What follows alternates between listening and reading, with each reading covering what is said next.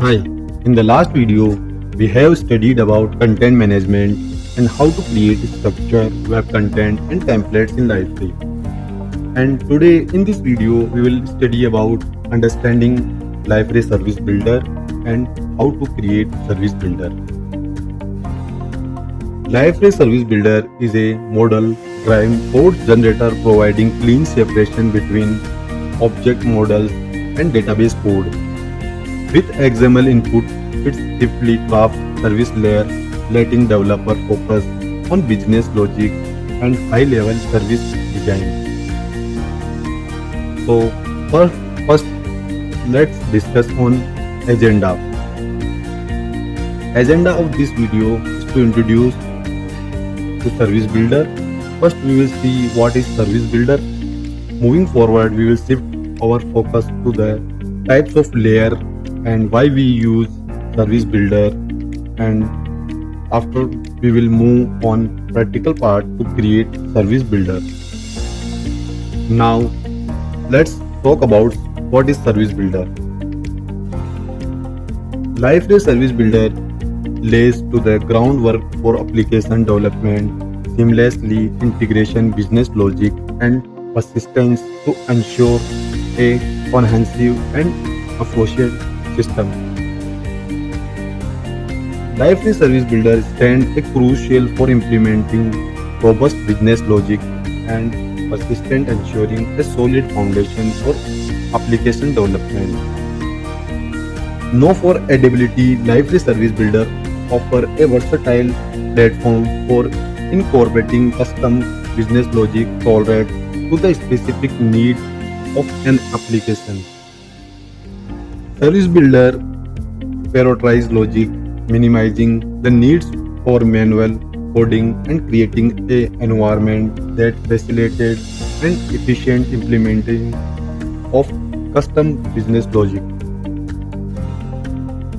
In application development, Liferay Service Builder delivers standard code, offering flexibility for customizations. This ensures a harmonious balance between consistency and adaptability. Now, we talk types of layer. In Service Builder, there are several layers that collectively contribute to the development of robust applications. Think of these as the build blocks that work together to create powerful applications. Each layer executes different operations. So first up, we have model layer. This layer establishes entity represent through object, providing a foundational structure for data management within the application. Its encapsulated data-related logic contribute to a well-organized and maintainable system. Next is persistent layer.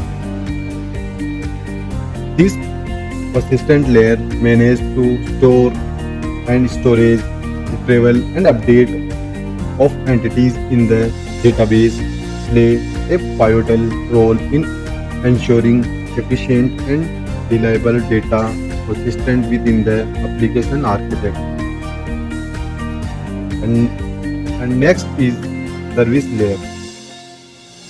The service layer offers a customizable environment for API development and business logic, serving as a key component in the service layer to enhance flexibility and functionality within the applications. Now, let's talk about why we use Service Builder. There are a few key reasons that make it as a crucial tool in application development. Service Builder streamlines service development, ensuring efficiency through seamlessly process and enhance productivity. First, Service Builder streamlines service development. Service Builder promotes a consistency service structure, fostering uniformity and reliability in application functionality. Service Builder seamlessly integrates with the Liferay portal, enhance collaborations and functionality within the application ecosystem. Now, let's move towards the practical part where I will demonstrate Create Service Builder for you. So first, open the Liferay Developer Studio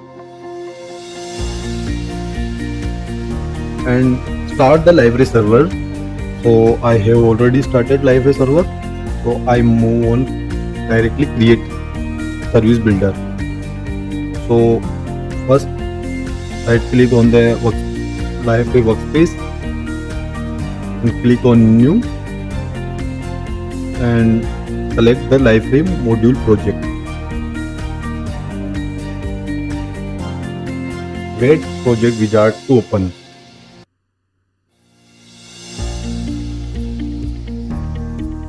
And provide a name of Service Builder. So I give a name like employee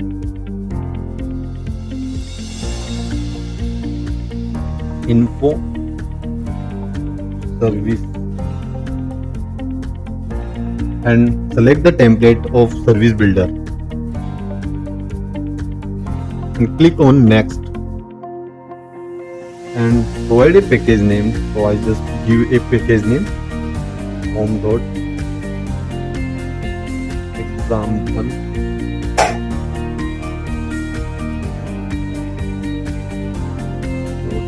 employee dot info dot service and click on niche. Now wait your Service Builder is created.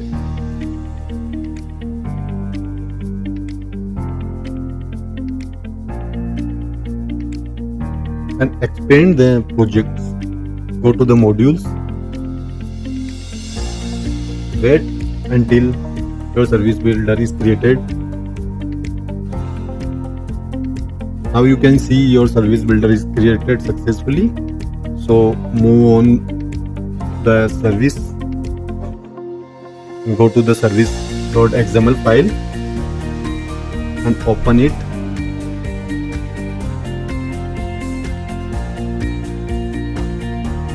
And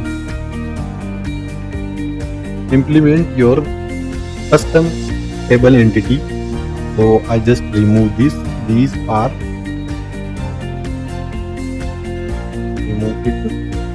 And now I am implementing employee custom entity. So first I give the name of employee ID.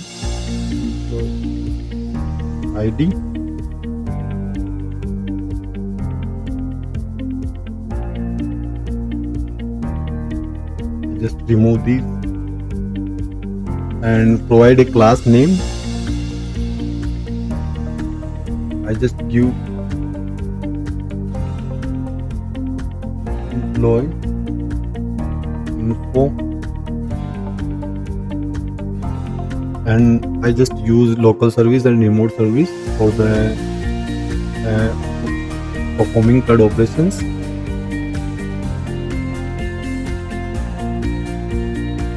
And I just add a new column.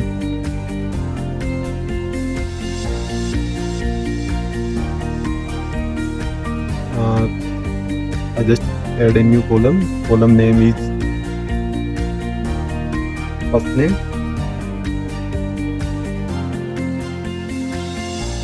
and type is string. And I just add one more column.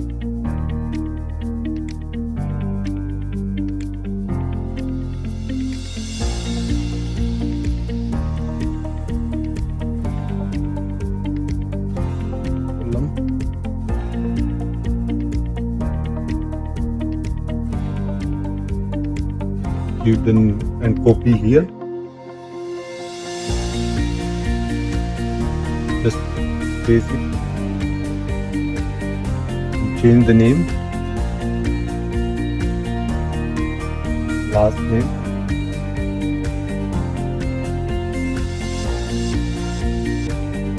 and type is string. Now again add one more column that I just copy, paste,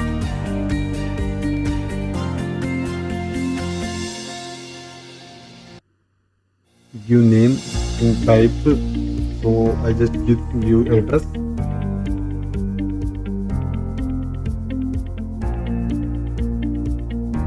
Now my service.xml file is ready to create employee tables. So just give a name tables, table name equal to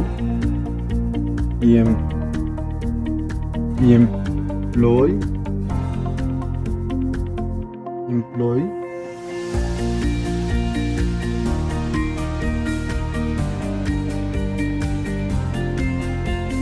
service,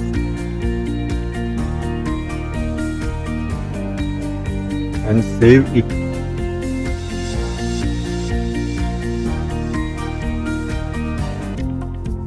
So in Liferay, the service.xml file is used to the define database schema and its entity model for custom service.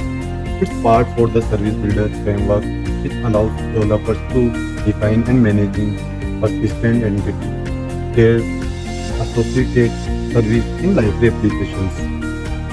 So after you implement your logics, I just give a last namespace. After the implementation of service.xml and create a schema of database employee, I just created for demo purpose. So now go to the modules, Gradle task, and go to the service builder, created service builder, and go to the build and first build your service. Wait until we will build the service builder.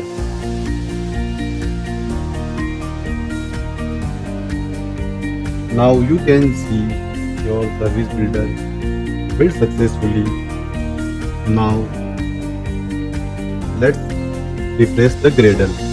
So go to the Liferay workspace, right click and go to the Gradle.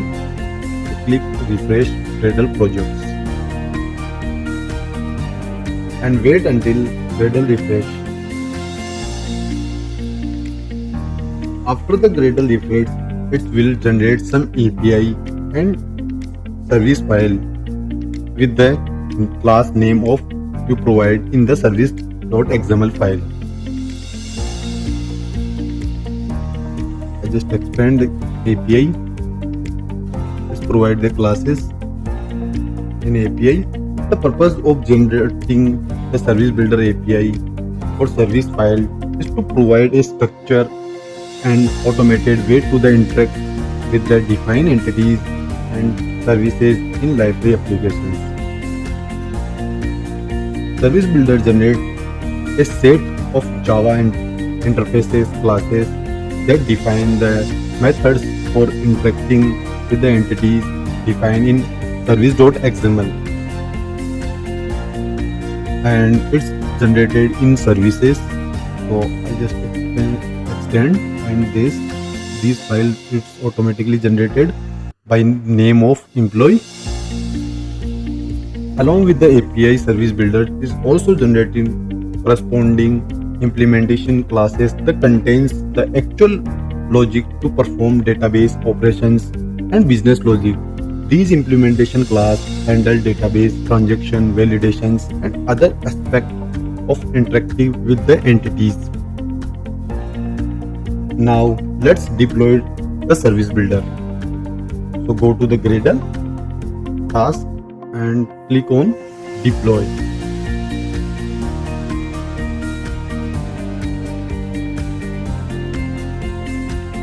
Wait until your service builder is deployed. Now you can see your service builder has been successfully deployed and started successfully.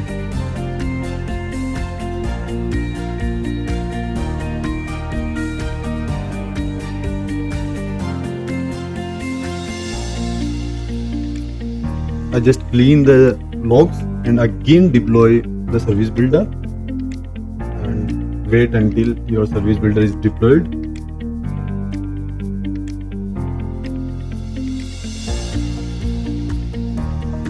After the deploy, you can see the service builder has been started and started successfully.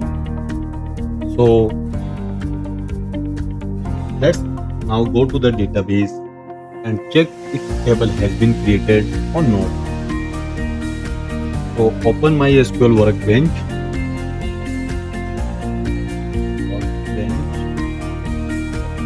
Click on open and log in into the workbench. Open it and check that database is configured with library server. My database server is configured with library server, library DXB G886. So just I move on, check the table is created or not. Find the name of employee service.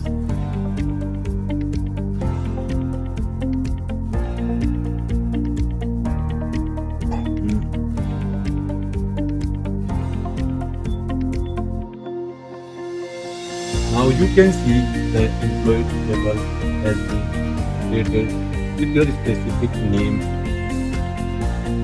So just open it and check this column is created employee ID, first name, last name and address. And you can see on service builder, so service.xml, employee ID, first name, last name, address. I hope this video was helpful for you. Thank you for watching.